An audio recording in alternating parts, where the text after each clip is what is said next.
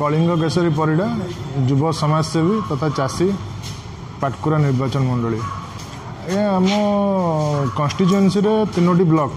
डेराबिस गर्दपुर और मार्साघाई अदिनिया वर्षा सबू चाषी बहु क्षयक्षति सही कलेक्टर को निवेदन करुचु पठेकी चेक करेंगे जार जी क्षयक्षति होती से हिसाब से चाषी को आकलन करी चाषी को क्षयक्षति भरणा करने आज्ञा आम धान चाषी खरीफ फसल आम करूँ चाषी आज्ञा आत्महत्या कले नंग पंचायत जड़े सतपुरा ग्रामर जड़े व्यक्ति से